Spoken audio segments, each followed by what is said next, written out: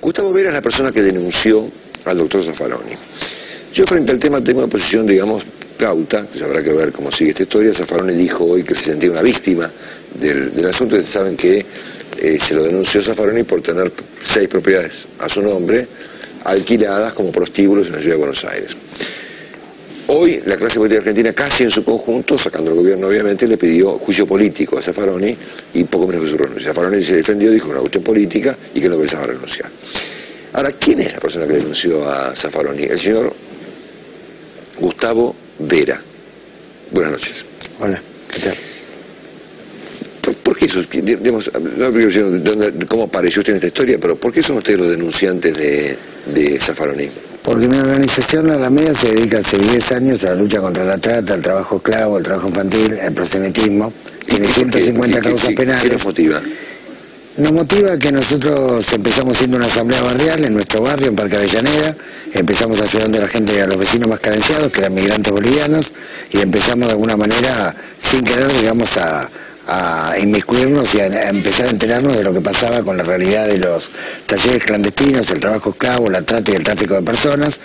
Y luego, digamos, a medida que la Alameda fue adquiriendo popularidad, se convirtió en una especie de fiscalía del pueblo. Y llegan denuncias de todo el país que tienen que ver con redes de trata con fines de explotación sexual, redes de trata con fines de explotación laboral, trabajo infantil, diversas formas de proxenetismo. Hemos rescatado víctimas, hemos logrado que se votaran ordenanzas en distintos puntos del país, derogando normas para habilitar, por ejemplo, whiskería y cabaret clase C, o normas para crear refugios o leyes de asistencia a la víctima de trata. Hemos sido partícipes protagónicos en la reforma actual de la ley de trata que se está tratando en el Congreso. Si usted lee el informe de la relatora de Naciones Unidas, que se hizo el 24 de mayo pasado, el 80% de las denuncias que se refiere a la relatora son actividades de la Alameda. La Alameda tiene denunciadas 103 marcas por trabajo esclavo, 24 empresas por trabajo infantil, y varias megaredes de trata, entre ellas usted recordará las casitas de Río Gallego, que la hemos logrado desmantelar, merced de una denuncia que hubo en el 2009, otra red importante que había en Montserrat Constitución, otra red que había en Liniers, otra red que había en Mar del Plata. Bueno, en fin, no es bastante común, digamos, que recibamos denuncias. Ahora, acá la pregunta fundamental, Gustavo, es si ustedes creen que Zaffaroni sabía que sus departamentos eran utilizados como prostíbulos donde hay, a juicio de ustedes, trata de personas. A ver, hasta ahora lo que nosotros hemos logrado comprobar es que en 6 propiedades del doctor Zaffaroni estaban funcionando prostíbulos, algunos con una antigüedad de 5 años. Dentro de esas 6 propiedades hay una que ya tenía un juicio que se tramita en la Fiscalía Correccional número 4 por violar la ley de profilaxis, ¿sí? Y cuando se inicia ese juicio, esa propiedad no era de Zaffaroni, sino de Montivero, su apoderado, que se la vende a Zaffaroni en medio del juicio y con el prostíbulo funcionando. El señor Zaffaroni lo que argumenta es que su apoderado y la inmobiliaria se encargaban de administrar sus bienes. El apoderado Ricardo Montivero es una persona que trabaja hace muchos años con Zaffaroni, que fija su domicilio legal y fiscal en la casa de Zaffaroni, ¿sí? Y al que los vecinos que vienen quejándose por el funcionamiento de estos prostíbulos atribuyen como la persona que daba la cara en muchas oportunidades. Acá lo que tenemos básicamente son prostíbulos que funcionaban con proxenetismo, o sea, con Madán y con fiolos, y donde hay presunción de trata, porque por lo menos en 3 de ellos había jovencitas de la República Dominicana y de Paraguay. Con el agravante, además, de que en varias líneas telefónicas de estos departamentos aparece una proxeneta que también aparece en las líneas telefónicas de otros departamentos que funcionan como prostíbulo, que no son de Zaffaroni. Con lo cual, hasta podríamos estar pensando en que acá estaba funcionando una red, ¿sí? Respecto a si los alquilaba o no los alquilaba, bueno, tiene que mostrar los contratos el doctor Zaffaroni, porque, por ejemplo, Ana Touch le dijo a un periodista conocido en un reportaje radial, a Tenenbaum, que no había un alquiler, que era diario, que ella pagaba diariamente 200 pesos. Por ejemplo, el departamento de la calle de Lepiane, que es un departamento de 2 ambientes, se pagaban 5.500 pesos. Y esto lo dicen abogados que viven en el edificio que iniciaron la causa por violación a la ley de profilaxis.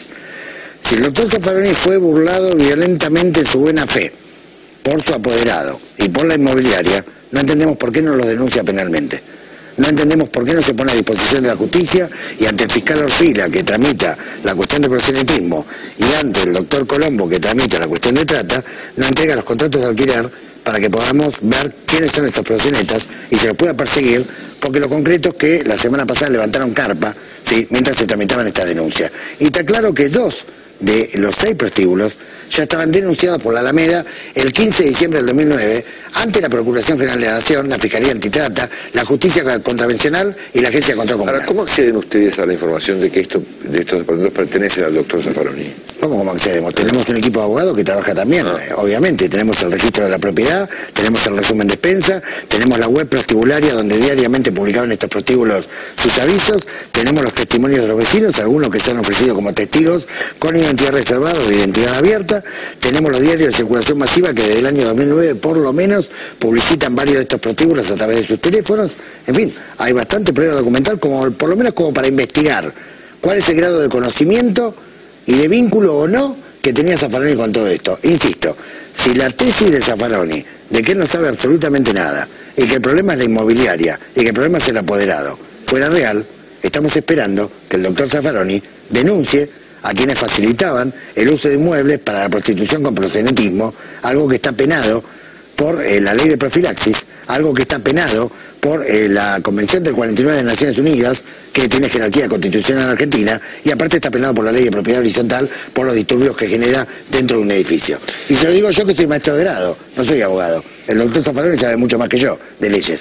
Entonces no puede reducir con tanta liviandad un problema donde hay proxenetismo, mujeres de la República Dominicana pobres, de menos de 20 años, que no vinieron a armar una cooperativa de prostitutas en la casa de un juez y a espaldas del mismo. Esto es una versión absolutamente ridícula. Estaban bajo la égida de proxenetas, fiolos y madame. Entonces hay que investigar.